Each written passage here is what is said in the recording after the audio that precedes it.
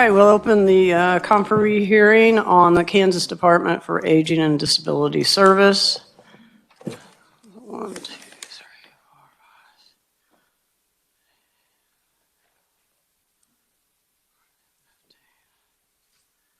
4, 5. Oh my gosh. It grew. How did it grow? All right, well, here's what we're going to do. I hear there might be another meeting in here at 5 o'clock, so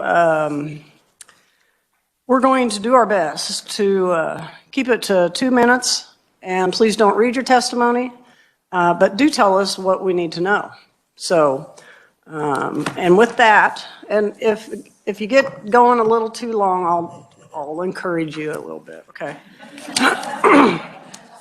First, we have Lynn Dalrymple, and she is on WebEx. Thrive. Thank Lynn, you for having me here today. There you are. Can you hear me? Yep, we can hear you. I want to thank you for having me here today. I'm Chair McGinn and members of the subcommittee. My name is Lynn Dalrymple. I'm a lifelong Kansas resident, RN, and area director for Thrive Skilled Pediatric Care. I do have a flyer there that thanks you for the raise increase that we did get in July and some of the ways that we have put that to work.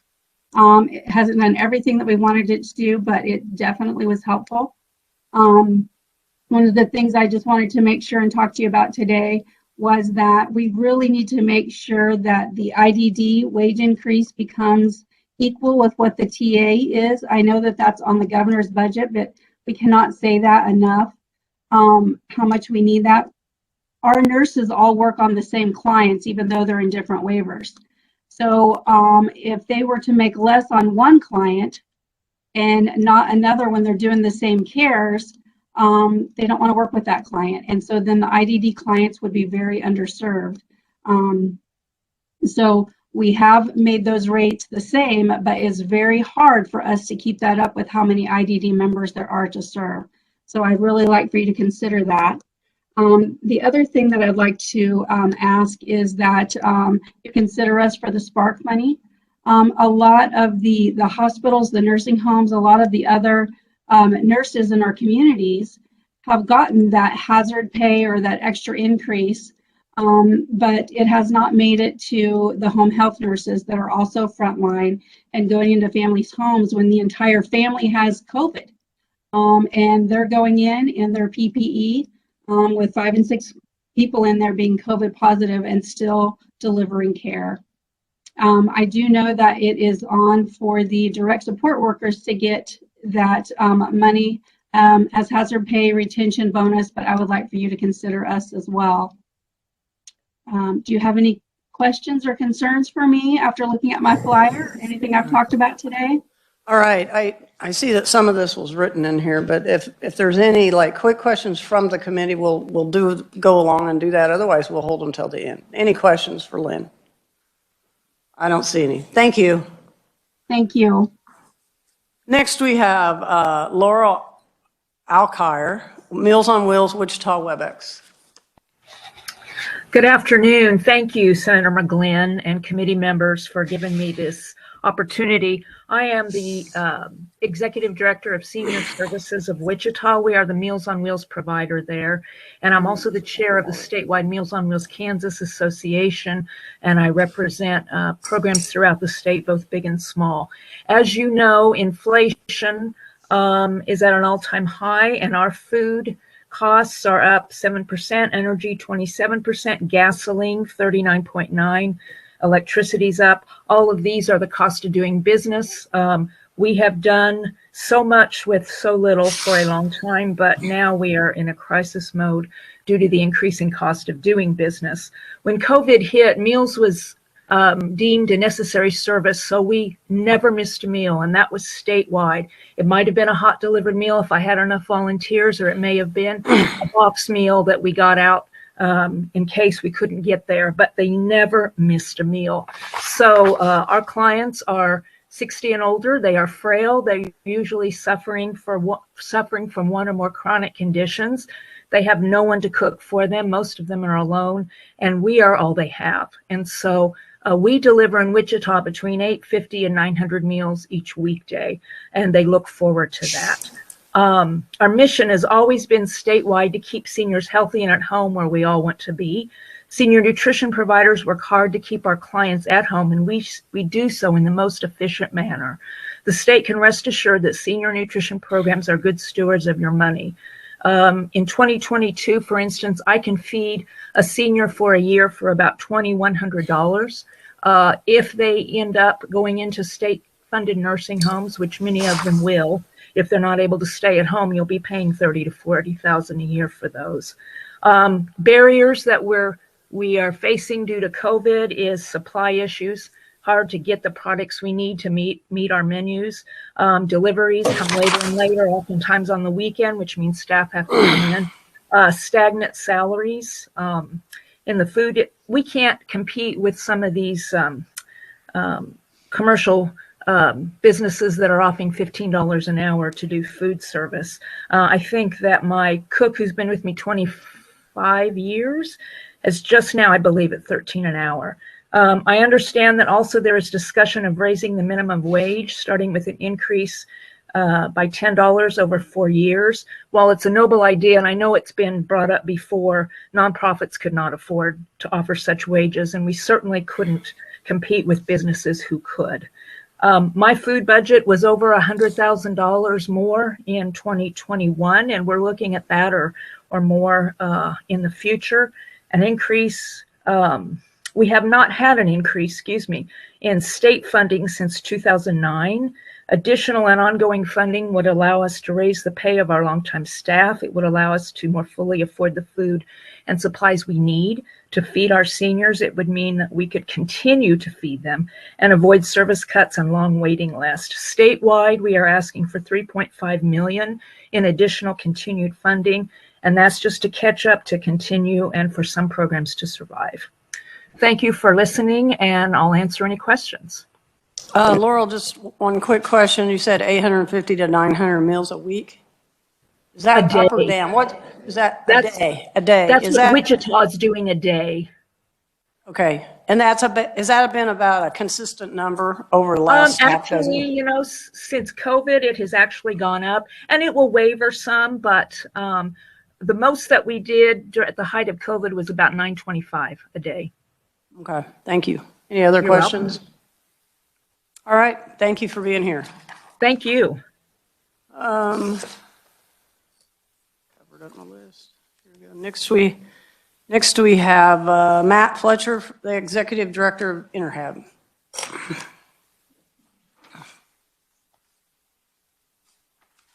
Welcome. Is the mic on? Yeah. There we go. Is that better? Madam Chair and members of the committee, thank you for this opportunity to share the concerns of the members of Interhab with you this afternoon. To be short and to the point, the network of services that cares for and provides support to Kansans with intellectual and developmental disabilities is in danger. It's in danger due to a combination of events. First, chronic underfunding, which has been a hallmark of this system for the last 2 decades, coupled with the most recent and significant workforce crisis that's occurring across our state. First, we want to say thank you for the efforts of the legislature in last year's session to include a provider rate increase for IDD services. It ended up being a lifeline to providers across the state of Kansas. And they much appreciate it, but it did not in any way enable them to make up for 2 decades of chronic underfunding. In fact, what it ended up enabling them to do is basically keep pace with the rising cost of business over the last 12 months. So what are we to do with this? Because this is an issue that we have discussed together over a number of years. And there was a special committee held in October that I believe has some promising threads that we can work on in the future. First, an IDD Modernization Task Force, as an outcome of that committee, will be formed this interim to study some of the long-standing issues, such as the IDD waiting list, which is now over 4,600 children and adults. But before we can ever get to an effort such as that, we've got to staunch the bleeding. And when we have providers with significant turnover, hovering around 50%, and hundreds of open direct care vacancies within their organizations, we just simply cannot wait for that long-term fix. We ask that you take action now to help these providers maintain their ability to continue providing services. We're seeing serious erosion in provider capacity across the state. Residential settings are being closed or consolidated. Individuals are being moved together in larger numbers than we've seen in quite some time in this state. And in some other circumstances, we've seen some more severe measures, such as one provider which had to move clients into their facility for a short period of time because they just couldn't provide the staff to go out to the residential settings anymore to provide support for them. This is where we're at currently, and I worry about where we'll be at in 6 months' time. If you look at what is occurring across the country, we're seeing even accelerated numbers of providers failing above and beyond the concerns we have here in Kansas. For example, in Iowa, we've heard of at least one instance where providers who could no longer keep their doors open dropped their clients off at the emergency room because it was the only place they could figure out where to take persons so that they'd be safe. I don't want to see that happen in Kansas. That's not the Kansas way. We do things right here. And the right way to solve this is to provide providers with the funding they need to hire and retain the direct care workers that provide these vital services. We have a significant ask for you today. It's quite a lot to consider. We understand that, but we have never come to you with a number above what we feel we need. And that number is 58 million SGF, which would bring down more than 80 million of matching federal dollars just waiting to be brought to the state. And it would, we believe, enable providers to get, the majority of providers across the state, to get to a $15 an hour wage. That is, in and of itself, not going to be the magic number that gets us out of this, but it gets providers into a competitive stance in their communities when you consider that many fast food restaurants are already offering that hourly figure.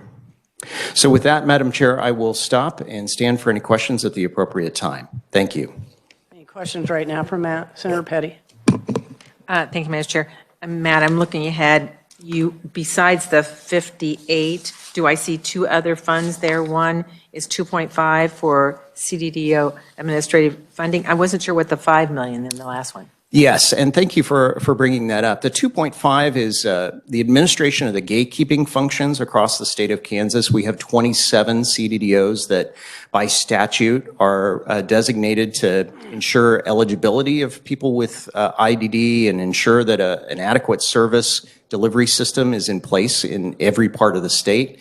Those entities have not had their administrative fees adjusted in more than a decade. And in that same period of time, they've been asked a number of times by the state to take on additional functions and duties that were never paid for by the state. So we asked for 2.5 million to assist those gatekeeping entities. And the 5 million goes back to the Great Recession. If you recall that period of time, pretty much everything that wasn't nailed down was being swept up by the legislature because of the incredibly difficult financial circumstances the state was facing. That included about $15 million worth of state aid dollars and SGF dollars that were really flexible funds distributed across the state to help kind of bridge the gap for people with IDD. Services, needs, supports that could not be funded through the Medicaid waiver. Oftentimes the CDDOs could use those funds to help bridge those gaps for folks, keep them in the community. $15 million of those funds were swept during the Great Recession and never put back in. And we would ask that you'd consider starting the process of restoring those funds. Thank you. All right, thank you, Matt. Thank you. Next, we have Vicki Keffer, HR Director of Sunflower Diversified Services, Great Bend, Kansas. You can always correct me if I didn't say your Did name it right. correct. Okay. Oh, it sounds like the mic is on. So I am the HR director at Sunflower Diversified Services. We're an employee, we employ about 160 people that are taking care of the IDD marketplace in our community. Right now, I only have 123 employees.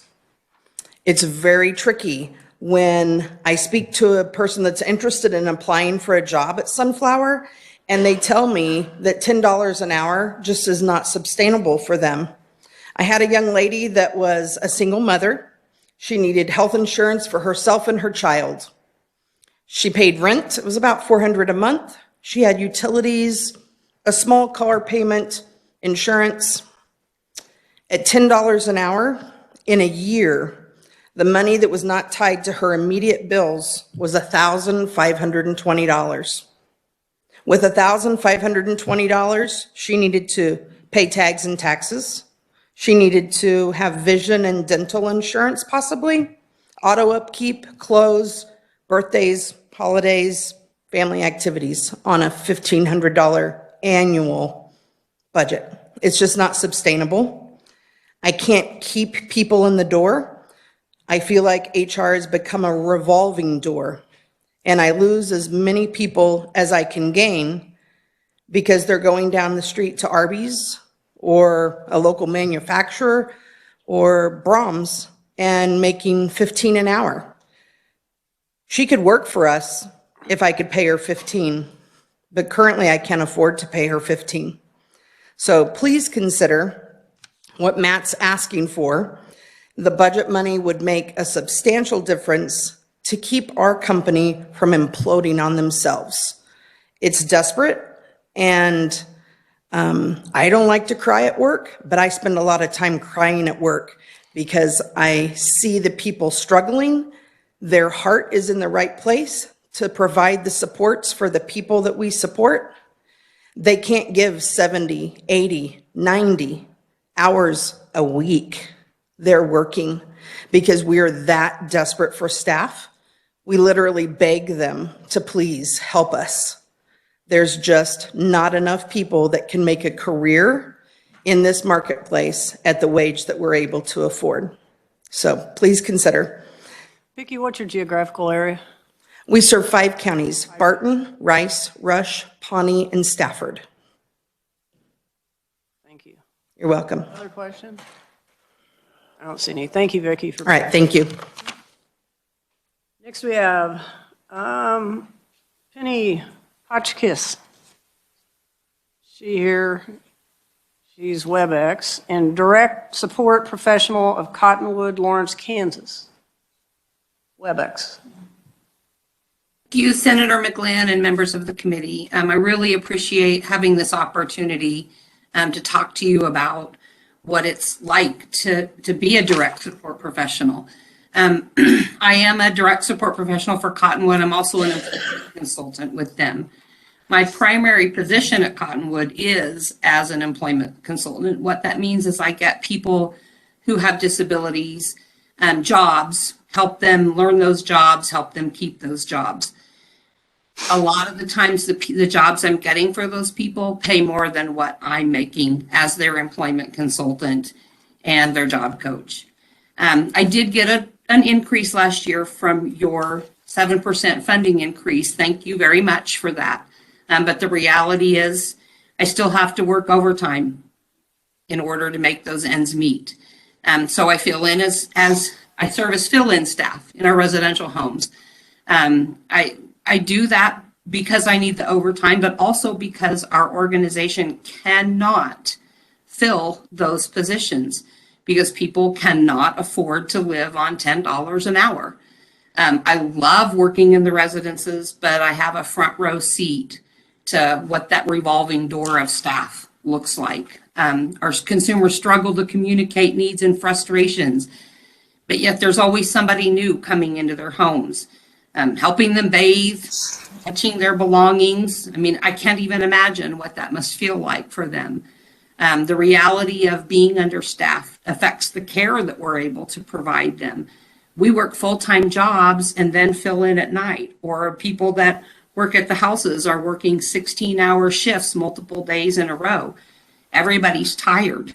The residents are being moved from their current homes and consolidated into other homes that are already basically full. And often there's only one staff person in that house. So only basic needs are being met. We're unable to offer any sort of enrichment. We can't even take them on a van ride. This leads to anxiety, frustration, negative behaviors in the consumers. I know our time is short, so I'll end it there, but I really want you to understand that the people that are leaving the jobs here, the one common theme is they loved the job.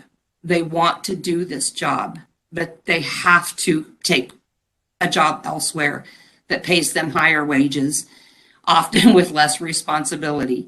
And the well-being of those people that we serve, they depend on regular routines and people that they trust and that they know coming in and out of those houses. And we can't provide that if we're not able to hire and retain staff with better wages. Thank you again for the opportunity to speak with you today. Thank you, Penny. Any questions for Penny? Senator Petty. Thank you, Penny, for being here. I was just looking at your testimony, and you said overtime cost was $623,330 last year. So that was nearly double the amount of the 2021 rate increase projection? Yes. Because it would have been, we would have met that projection had we been able to employ people, with the wages that were offered, but instead we're paying people time and a half. They're paying me time and a half because I'm working 50 hours a week to go into the houses and help them. And, and again, that's great for me that I get overtime, but that's not what our consumers need. And that's not what our organization needs. Thank you. All right. Thank you, Penny. Next, we have Abigail Searcy. It says here that it's changed to written only. Just want to make sure, Abigail Searcy, you're not out there on WebEx wishing to testify. Okay, that's from Direct Support Professional of Brown County Development Services. Next up is Gail Richardson, a parent of a person served by Lake Mary Center, Paola, Kansas. WebEx or in person? In person. I'm in person. And I'd like to thank you, Chairwoman McGinn, and the committee members for the opportunity to speak to you here today. As Chairwoman said, my name is Gail Richardson, and my husband and I have a son who is 50 years old and is developmentally disabled. And if you do the math, that makes us in our late 70s. He is well cared for at Lake Mary Center. I would first like to thank you for your support in the increase in the provider rates last year. And actually, we credit you, Madam Chair, and this committee for making that happen. So thanks again. However, as Matt Fletcher reminded everybody, IDD funding has been significantly underfunded for over 20 years. And over that time, we have lagged inflation by over 30%. That's significant. That's almost a third. Severe underfunding over many years has consequences. And so you all might remember a year or so ago how the Kansas Department of Labor's unemployment payment system crashed when the pandemic hit. That's the situation for the IDD care system today, except here, we're not talking about late unemployment payments. We're talking about human lives at risk. We watched the IDD system become unstable. Providers were eliminating services or closing their doors entirely. In our case, my son, at the start of COVID, was happily working with a day provider. And as staff left and they were squeezed, they could no longer care for him. So his day services were at home, either in our living room or with my overnight provider, who was Lake Mary. Fortunately, Lake Mary came to the rescue and offered him a job in their training center, so he was thrilled. But Lake Mary's direct care staff has been reduced by half, from 90 to 45. And this is how that situation has impacted our family. The 5 people in Rusty's group home all have intensive needs, including bathing, dressing, meal preparation, and toileting. And having only one caregiver per shift cannot safely care for their needs. Here's an example. One of Rusty's housemates is wheelchair bound. When the caregiver is not available to operate the lift because he or she is caring for someone else in the house, this housemate has to crawl upstairs to her bedroom and sit on the floor until help is available to help her get into bed.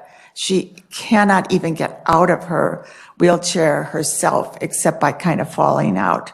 And this is disrespectful. My son Rusty would love to be independent. He would love to have a job and take care of his needs. And he was not dealt that hand. So we look to you, the legislator, to support his needs. There is a beautiful way to do this, giving us a built-in cash flow over many years. Use some of the current state surplus to pay down the state's unfunded liabilities. Capers comes to mind. Then use the money you would save in interest payments on all this debt and reallocate it to provide services for our folk. Interest expense or services for our kids seems a pretty good trade-off. I will stand for any questions. No? I do have a question, but I'm not sure who to direct it to. Maybe Matt. I'm seeing a lot of inconsistencies, and did Matt leave? Oh, there you are. Why don't you come forward so we can hear you in the microphone? I'm seeing a lot of inconsistencies about $13 to $14 an hour, then I'm seeing $10 an hour with overtime. Do they independently make their own decisions? That's correct. Organizations across the state have set wages for their employees based upon their local labor markets and above all else, what they're able to afford financially. For some organizations, that may be $10 an hour. Other organizations, as you might expect in more urban settings, such as the KC metro area, they're higher.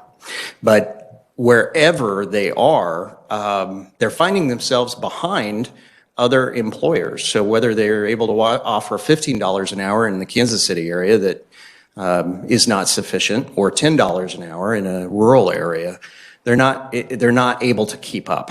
And that's what you're hearing from providers, is regardless of what that wage is that they're able to offer, it's not enough. The primary artery that providers receive funding through is the Medicaid HCBS waiver. That's it. They don't have a private pay option. It's very small within our system, private pay.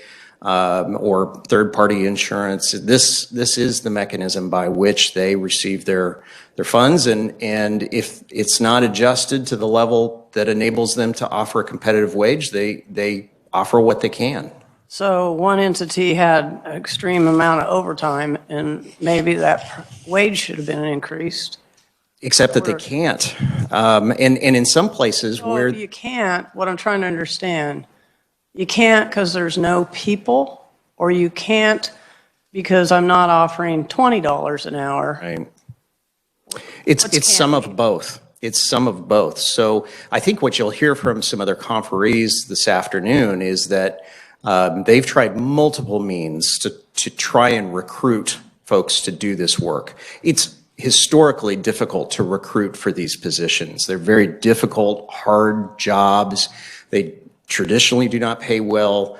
And so there's that aspect, the stigma of the work, which they have to overcome. The current workforce situation is only compounding that, where we've heard from a number of providers that have multiple positions open, they can't even get people to apply for them anymore. Well, we can talk more about that, I guess, Yes. as we move forward. And I think you'll receive some information on that. Okay, thank you. Thank you. And any questions for Gail? Gail, thank you for being here today.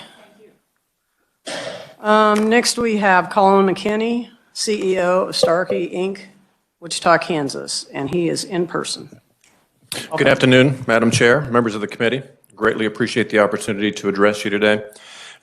Starkey is an organization that only serves persons within the Sedgwick County area.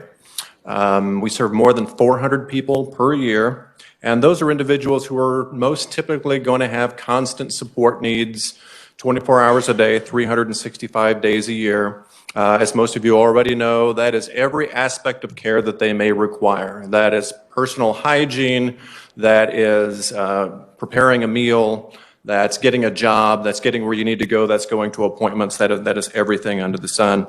I don't want to duplicate a lot of what you've already heard here, but I'll just tell you a little bit about, what is the situation at Starkey right now. We have about 150 vacant direct support positions, so only about 190 are filled. We are approaching the 50% mark in terms of having those positions filled. And so there's this ongoing process where we've got a team of people who try to figure out who can possibly cover a shift. And that used to be 3 or 4 days a week that we would do that, and now it's 7 days a week. One of the first emails I saw today was, who can work shifts tonight?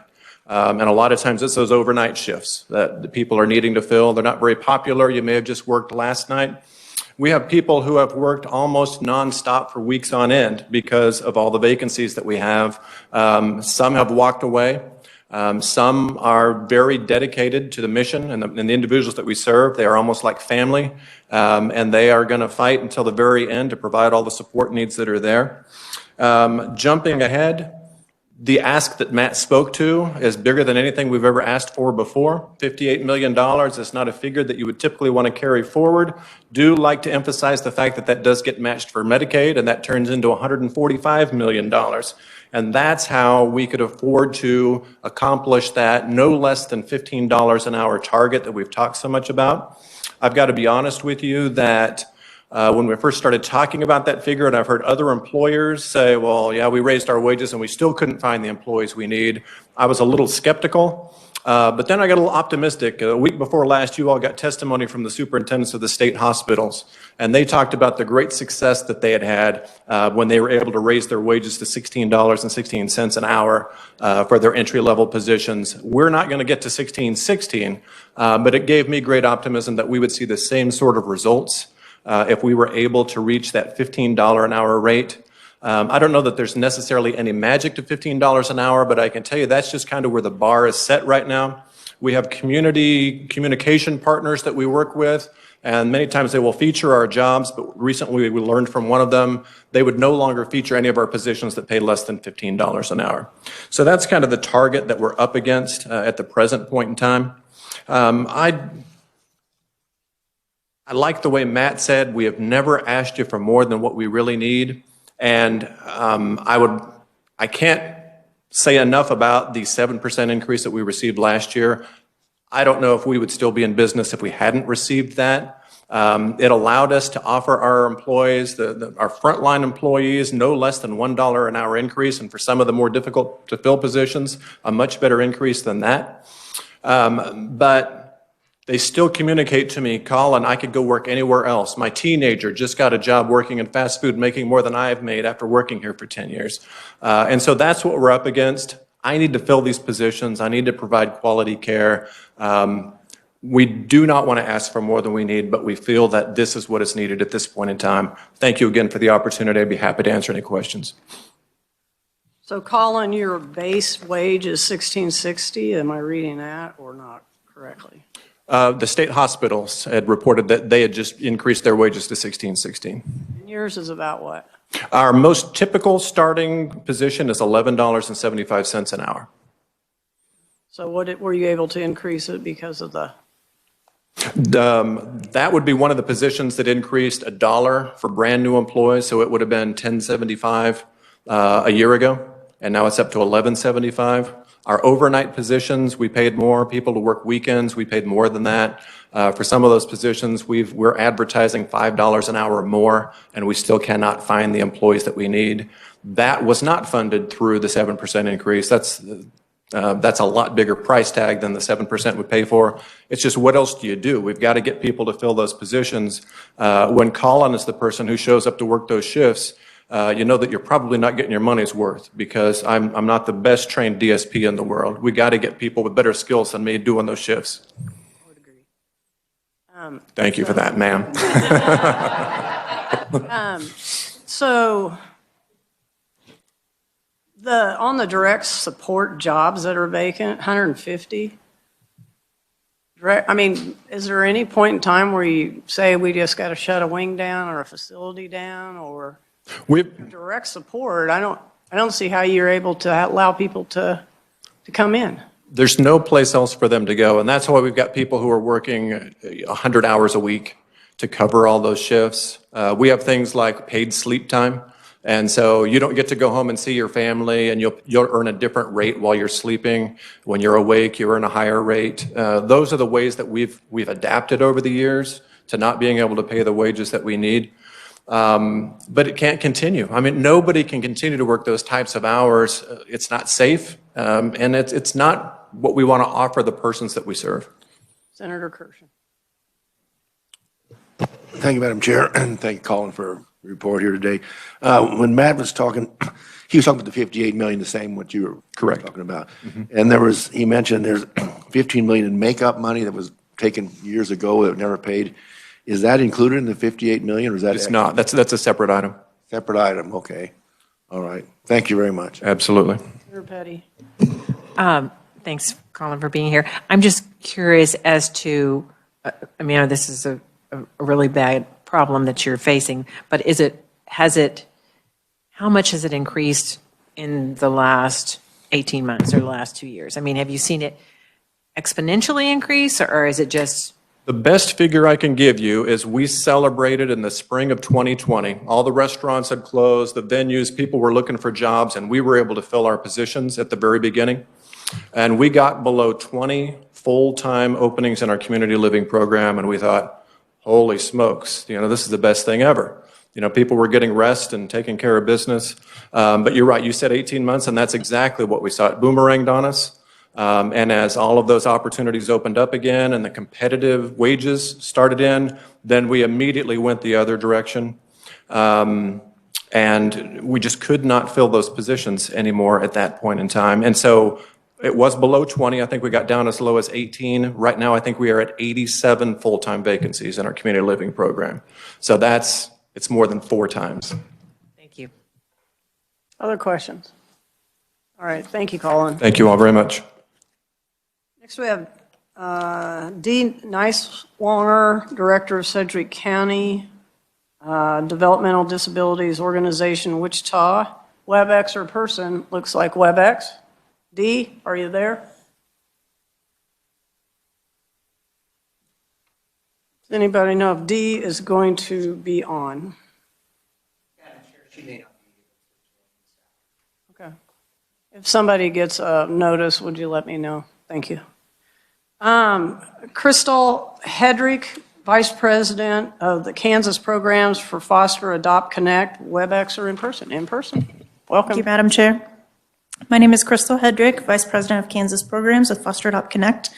We are a nonprofit social service agency focused exclusively on filling gaps within the child welfare system. We currently operate a foster care and adoption community center in downtown KCK, which connects families to one another and families and kids to services and resources, and also brings the larger community together to support our families and kids. The trauma many of our children have endured can manifest in forms of aggression, self-harm, and depression. Without the right support, these kids end up moving in and out of many foster homes and residential treatment centers without the safety and stability that they need to heal from their past experiences. Our behavioral interventionist program provides intensive one-on-one services within their caregiver's home to help these children and their caregivers when they're struggling with behavioral and emotional management to the degree that these behaviors threaten safety and stability in their caregivers' homes. So you can see in my written testimony some of the ways that we go about serving these families, but in 2019, we served 205 youth, 80% of which were able to be maintained in the home, and we avoided PRTF stays for those kids. In 2020, year one of the pandemic, we served 151 youth, and 76% of those were able to maintain their placement and avoid PRTF and residential care. So in summary, for every child diverted from a PRTF in Kansas would be a cost savings of $51,000, and you can see the logic behind that in my written testimony. We currently have a small grant from DCF aimed at retention of foster families and placement stability as another small investment of VOCA dollars, which supports a handful of kids in Kansas. We're actively pursuing Medicaid coverage to fund this BI program long-term, but may need some legislative support moving forward to make that happen. Foster Connect is also hopeful to leverage an investment of Spark funds in the future to help expand these services across the state. An investment of $500,000 annually would allow us to offer these BI services and reduce the need for hospitalizations in psychiatric care and residential facilities for over 40 Kansas kids each year. Thank you for the opportunity to present, and I'm happy to stand for questions. Questions?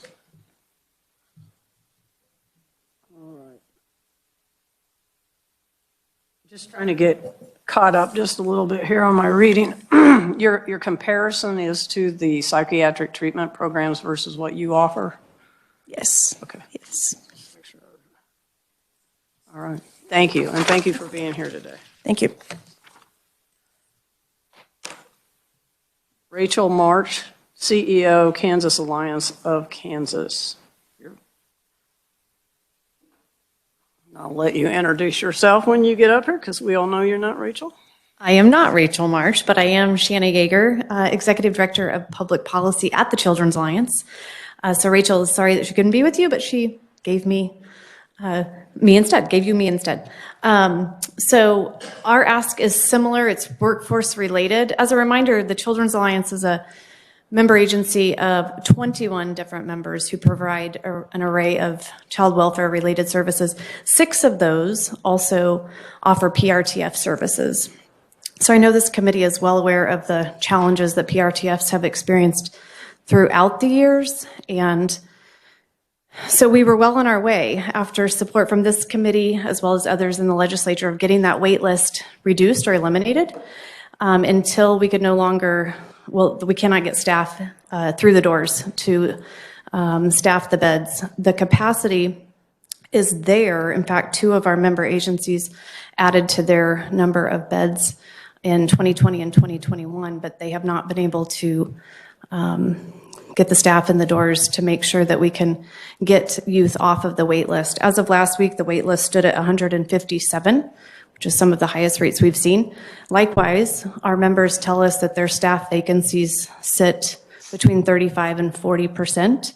So comparatively, if we get the staff in the doors, we would not have that wait list, or we'd almost be able to completely eliminate it. So the ask is $4 million, direct investment into the workforce to recruit and retain the staff. We want to allow the PRTFs to have some flexibility in how they do that, but we would ask for that enhancement, and I will stand for questions when you're ready.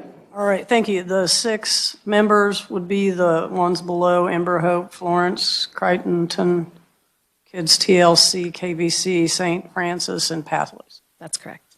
Thank you. Questions for Shannon? Senator Petty. This will just help me understand.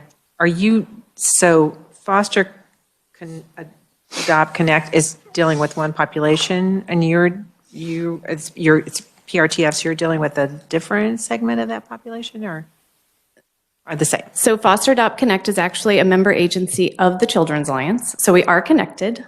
Same population, however, they're working on the prevention side, hoping to make sure that kids don't have to come into PRTF. The workforce that we're specifically focusing on are those in the facilities already. Thank Thank you. Other questions for Shannon? All right, thank you, Shannon. Thank you.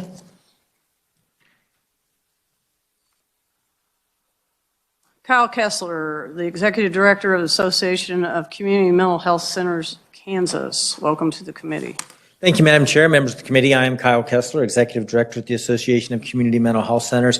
We appreciate the opportunity to provide testimony this afternoon on the KDAD's budget, and I will keep my comments brief.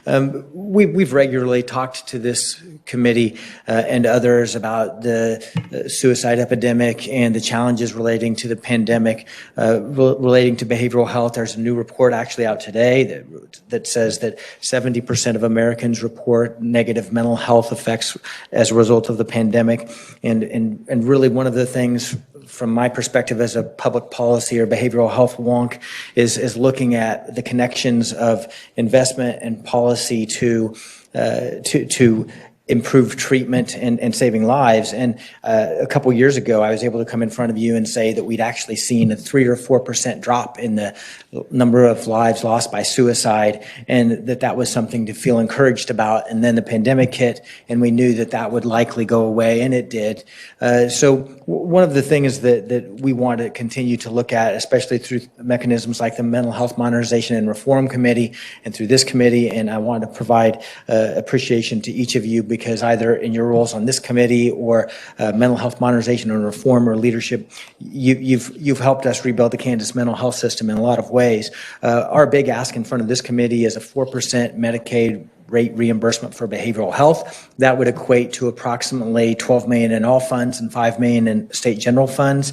And then we also have noted a couple other of our asks, really that are more appropriate probably for the Spark Committee. So every time I think I'm a veteran of this building, I'm reminded I'm not a veteran of the process, because it changes with some frequency. But I think that we wanted to at least give this committee an idea of what our one-time asks from the Spark Committee are, and then the 988 the 988 line as well. I think the initial funding offer came out of this committee last year when the legislation stalled in the House, and we're hoping that will continue to be supported going forward, either through sustained funding with legislation or through the appropriations process as well. And with that, Madam Chair, I would conclude my testimony and answer questions at the appropriate time. Did you staple these? I'm responsible for them. New way to staple stuff? Okay. It's not very effective. So you're asking for 4.8 million. That's actually for through the Spark process. So for the one time, I don't think the Medicaid rate increase would result in approximately $12 million in all funds, which amounts to close to $5 million. Question for Kyle. All right, thank you, Kyle. Thank you, Madam Chair. Next, we have Marcy Johnson, President and CEO of Prairie View. She'll be either WebEx or in person. I'm WebEx. All right, welcome to the committee, Marcy. Greetings, Madam Chair and members of the committee. I'm Marcy Johnson. I am the CEO of Prairie View, a nonprofit established in 1954. Prairie View serves as the community mental health center for 3 counties in the state of Kansas. Those counties are Harvey, Marion, and McPherson County. In those counties, we employ over 300 employees, and in the year of 2021, provided over 10,000 residents services through our CMHC. We offer a variety of services, including inpatient services, and we have recently become a provider as a state institute alternative, allowing for patients who need state-level care to enter into our hospital. In that program, we have served more than 38 Kansans and offered over 307 bed days. Thank you for taking time to hear my testimony. I'm speaking on part of Prairie View, but in representation of CMHCs in the state as a whole. As you know, community mental health centers are required to provide care regardless of the ability for individuals to pay. The primary source of payers that we have in CMHCs are Medicaid or uninsured individuals. So as CMHCs across the state, we lose millions of dollars a year. Prairie View itself loses just over $1 million, making up more than 5% of our budget. There's been underfunding in CMHCs since 2007, and while there has been work to repair that, we're grateful for that, but there is still the opportunity to do more. With the increase of 4% in Medicaid funding, we will be able to do much as others are talking about, which is increase our workforce. Right now, we have turned our efforts from recruiting referral sources into recruiting for employees. We have more people than we can serve right now, and we don't have the employees to be able to serve them. So our goal would be to increase our funding so that we can increase our salaries and can compete with some of the for-profit or private organizations offering the same services, but not to the same population. Additionally, we want to talk about this community behavioral health clinics, the CCBHC certification. That's a great opportunity for CMHCs to begin to be able to be equitable in the services that they provide for the cost that we endure. However, the process of becoming a CCBHC does take time. And so those of us that are not able to become certified immediately or within the next 2 to 3 years continue to focus on the fact that most of our services are provided through Medicaid. So the increase in Medicaid will allow us to be sustainable as we continue to move forward in the process of becoming certified. One additional thing that I appreciate from the state is the micro grant for the CCBHCs. Prairie View was a recipient of the micro grant, and that has allowed us to expand our programs in the substance use disorder field, including medication-assisted treatment. And it has also allowed us to begin providing additional services to law enforcement. With that grant, we created 5 new positions, and because of those dollars, we've already been able to fill 3 of the 5, which is a much higher rate than what we're filling for our other positions. Right now, Prairie View has 30 open positions. 22 of those positions are direct service providers. So again, additional funding will help us fill the gaps in our providers to be able to serve more Kansans in the level of care that they need. Thank you for taking time to hear my testimony, and I'll stand for questions. Thank you, Marcy. Do you have a percentage of what is Medicaid patients versus Medicare versus private pay? I have Medicaid versus private. Our Medicaid is it's like a little over 49%, so about 50% of our patients are on Medicaid. Okay, so you're about 50-50 then? Yes. Private, other, okay. Other questions for Marcy, Senator Petty? Marcy, thank you for being here to testify. So you were talking about it's going to take a Prairie View a minimum of 2 years before you're ready for certification. So is this infuse of potential funding? Are you talking about this for short term for the 2 years? Because once you reach, you get certification, it'll put you at a different level. For Prairie View, we would be ready in 2 years. The way the CCBHC is working is that it won't be able to put all 26 CMHCs into CCBHC certification in the same time frame. And there will still be services that are not covered under the CCBHC that we will have to continue to bill Medicaid for. So this funding would be a continual. It wouldn't just be the fact that, and I understand that all of our 26 are not moving in at the same time, but this would be continual to take care of those other services that are not, would not be Medicaid funded? Yes, but a large portion of the services will be will be funded under the CCBHC certification once we can get to that point. All right, thank you. All right, thank you, Marcy. Next, we have Joan Tammany, Executive Director of Comcare for Sedgwick County, and I believe she's WebEx. I don't see her here today. I'm remote, so thank you for. All right. Welcome to the committee. Yep. Thank you. Madam Chair, members of the committee, thank you. Joan Tammany, Executive Director here at Comcare, the CMHC in Sedgwick County.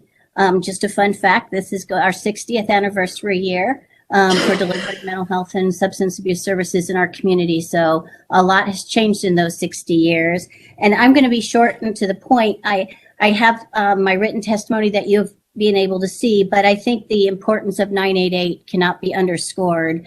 Comcare serves as one of those lifeline centers who will be taking calls for Sedgwick County for people who call the National Suicide Prevention Lifeline and having the financial resources to be able to staff that line and provide the follow-up care that's necessary is critical.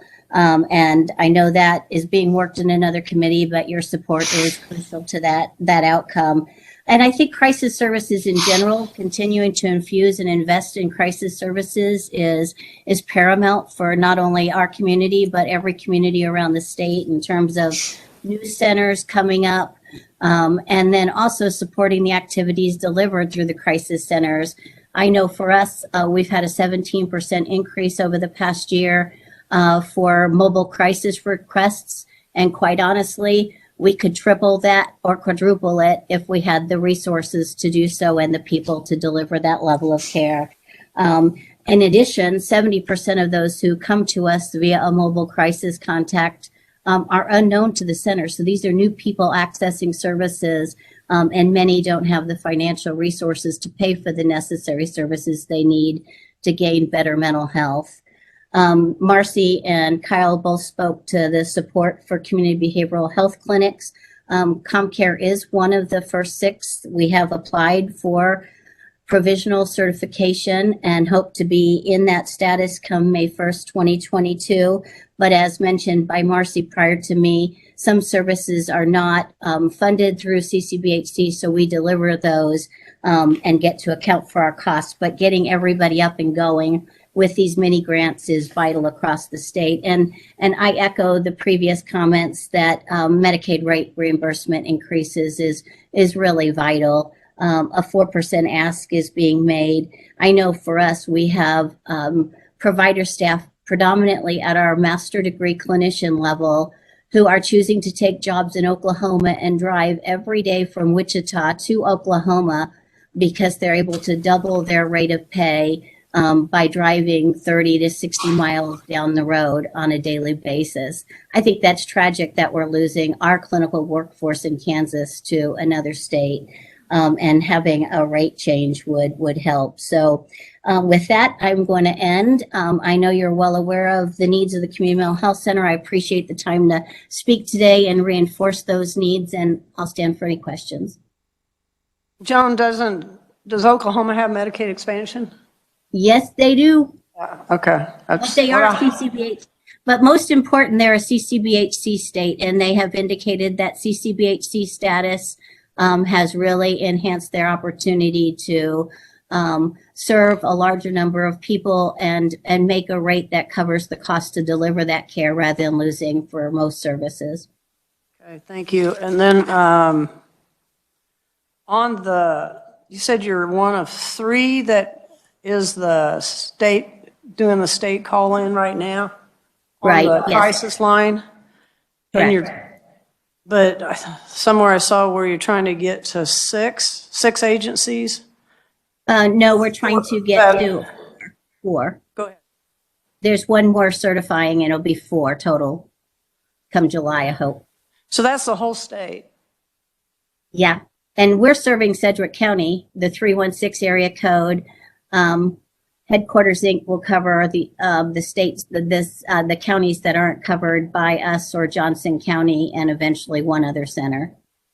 So is that's because you're certified, or you have the money within your resources, or it has to do with getting the dollars for the 988?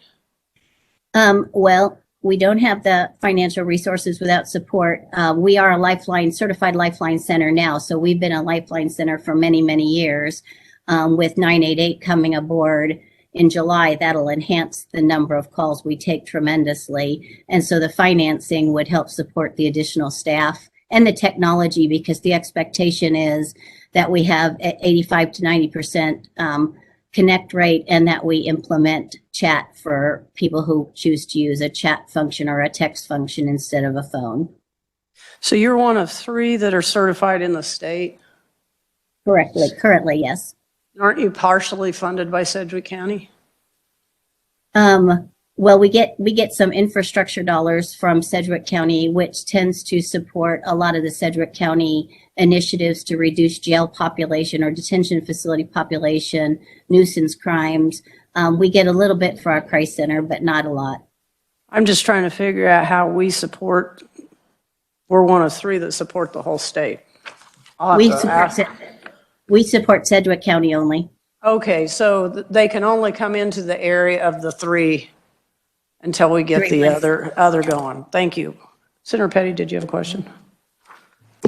Joan, thank you for being here. You mentioned that 4.8, and I'm just want to reiterate for myself, that 4.8, is that the same that Kyle mentioned that's being asked for from Spark funds? Yes, just trying to keep you guys informed of what the needs are. Right, and that would be for grants to 12 Right. CMHEs? Okay, thank you. To help them prep up to become a CCBHC. It's a heavy lift. We've gotten a grant from SAMHSA, and we've been trying to ramp up since February of last year. It's a lot of effort. Thanks, Joan. Any other questions? All right, thanks for being with us. Thank you. All right, Haley Ordenine from Case. Okay, go slow, I'm gonna put my sounds like.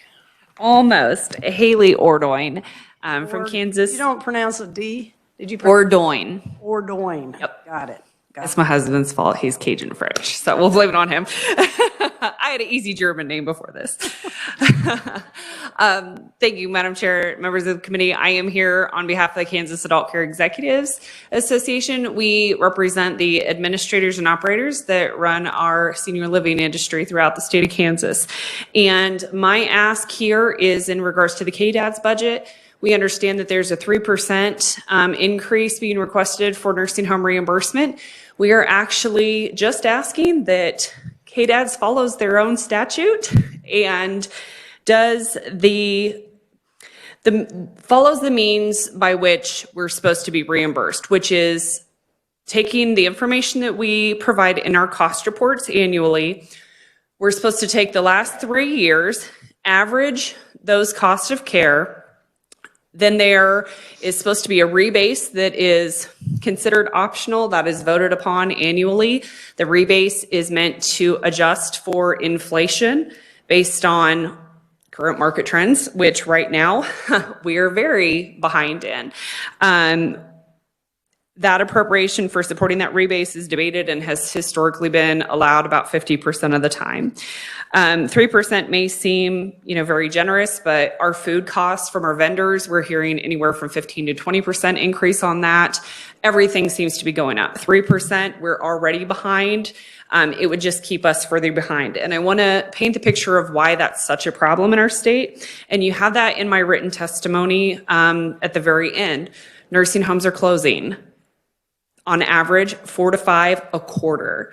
So over this last year, you can see the list. Mine is number 2 on that. I went through selling of operations and closing our actual location. And let me tell you, it was torturous. Not only for the residents, not only for the families, but for the staff. No one came out unscathed in this process. A few of our members provided some of their numbers just so that you can understand what we're dealing with on a daily basis. Bethany Home in Lindsborg, the cost of their daily care right now is about $321. Their current Medicaid rate is $229.40. So essentially they're losing almost $92 for every day each person that they provide Medicaid care for. And that's 62% of their population. Evergreen in Olathe, their cost of care is $335.10. Their reimbursement rate is $248.30. They're losing about $87. At my time of closing last year, my Medicaid reimbursement rate was $174.67. Cost of care was $262.30 for a difference of $87. And that was almost 75% of my population.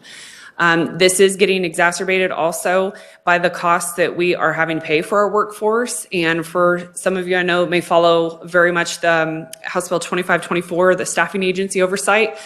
A lot of us are having to pay staffing agency those very high and higher rates than average just to provide the care.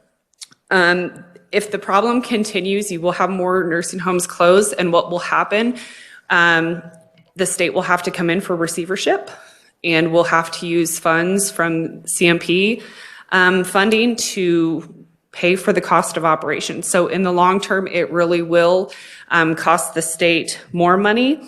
Besides that, it's really a problem for not only our elders, for the people providing the jobs, the people who work in our community, but also the durability of our small towns and communities to sustain. So with that, I'm happy to answer any questions you may have at the appropriate time. Are you a nonprofit or a for-profit? We were a for-profit, small. My husband and myself were the owners of our facility. We were licensed for 31. Did you guys ever do any, just curious, I know what some of them do in my area, but did you do fundraising at all for, to help offset those costs of the individuals that can't pay? Attempt to, but oftentimes when you're for-profit, doesn't really work out too well. Sound very good. No, it doesn't. People think it pockets. Now that I think about it, Yeah, and I will say also, we would love to raise our wages to pay our staff, more for what they're able to, but based on how this method is reimbursed, we're capped with what we're able to do with that. And I will tell you, at the time of my closing too, a lot of people might testify that those extreme dollars are going to CEOs. I can tell you, and you can ask my husband and my accountant, I did not take a wage for 5 years in the ownership of my association so that my building could function, and we still lost. Okay, question, Senator Kirshen. Thank you, Madam Chair. Thank you very much for your being here today. Where did they go when you closed it then? Is there something close, or did you have to help market them somewhere? So we are in charge of assuring that they have a safe place to discharge to. For my facility, we coordinated care. I'm up in Washington County, so north central Kansas. We had many that went to Belleville, which is about half an hour away. We had some go as far as down by Wichita, so over 3 hours away. So we have to coordinate to assure that they have somewhere to go to, but we cannot guarantee where that is going to be. We try to give them an option, but our fear is that if we have 4 to 5 each quarter that are closing, you're looking anywhere from 15 to 20 in a year's time. Eventually, we're going to run to the point where we can't, where we're running out of places. We already have buildings that are putting, I don't want to say bans, but pauses on their admissions because they don't have the staff to provide the care for, or they're losing dollars by providing that care. Did they go to other places? I mean, I know some of that's a function of family location, but was there not any places to be placed in the Topeka area?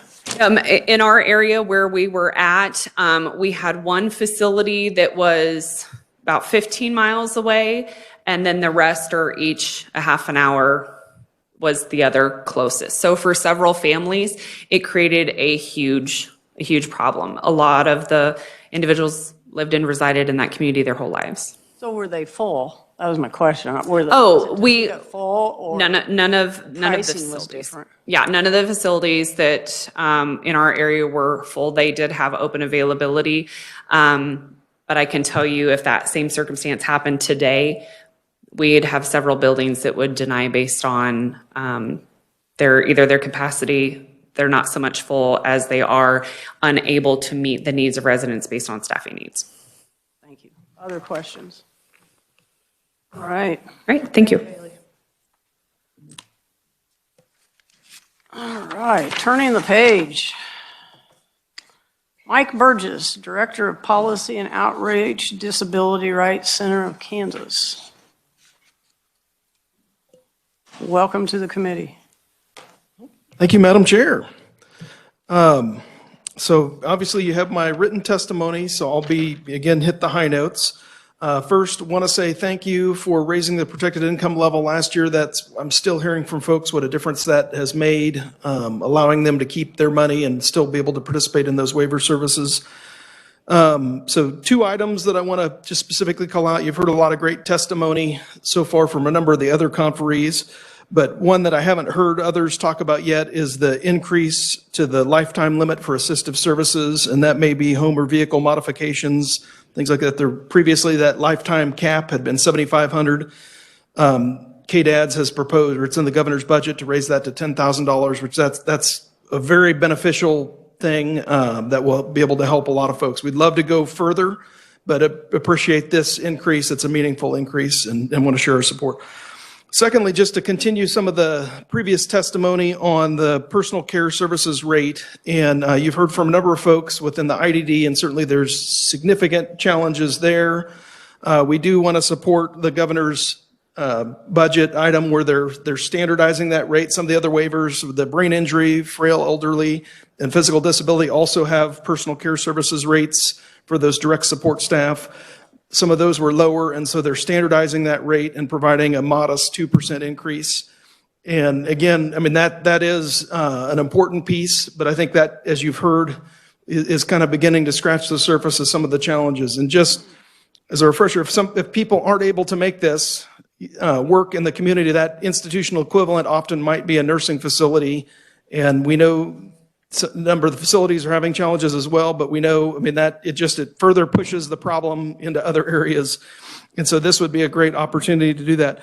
And just to kind of put it in perspective too, some of the challenges, I mean, the biggest concern a number of individuals with disabilities have is their fear of losing their worker. Or if they've already lost their worker, trying to find somebody to do it. And so we've heard of some folks who had to go, I mean, more than a couple of weeks without a shower. She was working at the time, had to go to work on her regular scheduled work time, but wasn't able to take a shower because of the lack of that personal care service. Other individuals, they get transferred from their wheelchair to be able to bathe and toilet. Somebody with quadriplegia and has a feeding tube may need that tube cleared and cleaned. So these are really significant, important services that these individuals are providing. And it is a big deal, obviously, if they're unable to do that because they can't hire somebody. And so you've heard a number of agencies. Keep in mind, there's also individuals who self-direct, and so they're limited to that rate. They don't have the capacity like a few folks have done to try and make up with either donations or reserves. They're limited to pay what the rate is. And obviously, I mean, as you've heard, it's a crisis. So with that, I support all of those efforts, but just keep in mind it also applies to the other waivers as well on those important services. And with that, Madam Chair, I'd be happy to stand for questions at the appropriate time.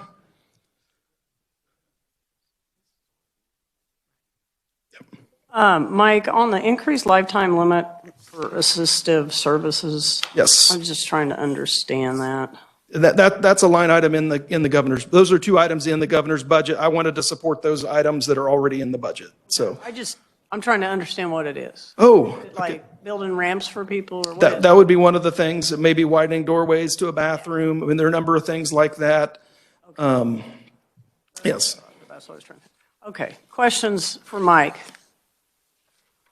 You did a great job. Thank you very much. Next, we have Rachel Monger, the Chief Advocacy Officer for Leading Edge Kansas. And Rachel is here. Welcome. Thank you so much, Madam Chair. I am Rachel Monger with Leading Age Kansas. We are the state association for nonprofit and faith-based aging services. And our comments today primarily concern the budget recommendation for nursing home Medicaid reimbursement. We want to first say thank you to this committee and to the legislature as a whole for providing financial support to Kansas adult care homes during the COVID-19 pandemic. Without that help, many adult care homes would not be open today. In the next fiscal year, the governor is recommending a 3% increase for nursing homes. However, we know that is far from the amount needed to fully fund nursing home costs and the reimbursement owed to them under Kansas law.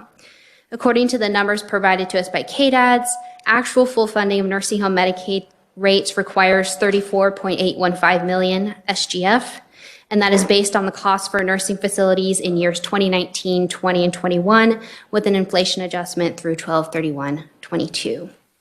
Over the last decade, and most especially the last 2 years of the COVID pandemic, long-term care has faced an ever-deepening workforce crisis, and they are in desperate need of help. And I know that all of you have heard from your adult care homes back home over and over again about our staffing crisis and staffing agency costs. And Ms. Ordoin did a fantastic job telling you guys about what it's like in nursing homes and the crisis we are having in many areas. So I'll just end with, We do believe that the least we can ask today is that the state fully fund nursing home Medicaid reimbursement rates set out in statute and supported by the last 3 years of costs. It is what we are statutorily owed for taking care of the most vulnerable in our state during the worst public health crisis in a century. Anyone who is looking knows how very precarious long-term care is at this point and what that means for the residents that are in our care. So we would ask that you please help by recommending full funding of nursing home Medicaid rates in state fiscal year 2023. Thank you, Madam Chair. Thank you, Rachel. On that bottom line on the first page about the nursing homes that lost 238,000, I assume that's a national number. Yes, that is national. Other questions for Rachel? Senator Petty. Thanks, Rachel, for being here. You mentioned the governor's 3% increase for nursing homes. That's different than the rebasing. Yes. And we took those numbers from, KDADS did provide those to us, that the 3% increase was included in consensus caseload, and what is actually the number based on rebasing for 2019, 2021 is that 38 million SGF. I hope I read that right. Yeah, sorry, did I say 38? I'm sorry, 34. Thank you. Other questions for Rachel? All right, thank you, Rachel. Thank you. Is it Mark Hind?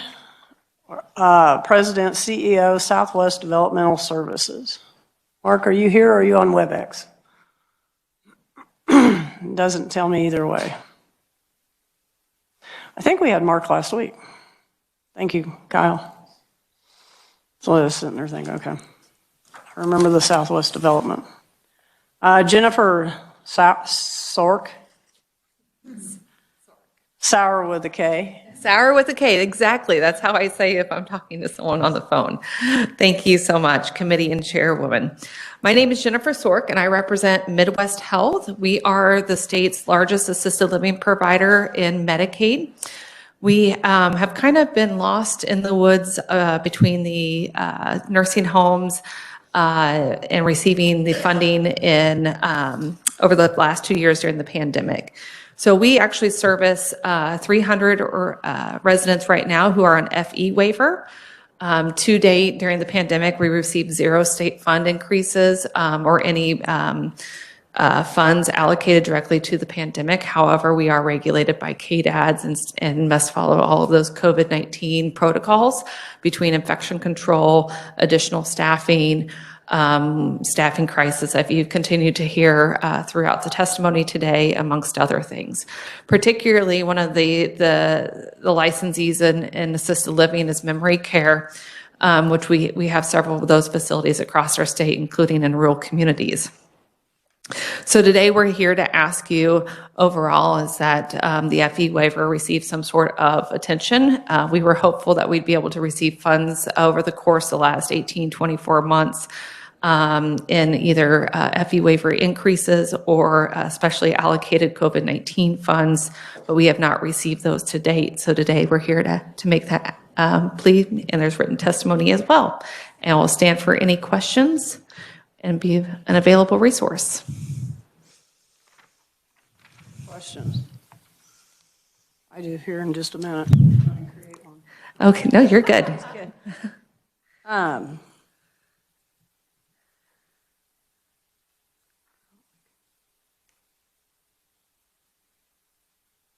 So where's your home?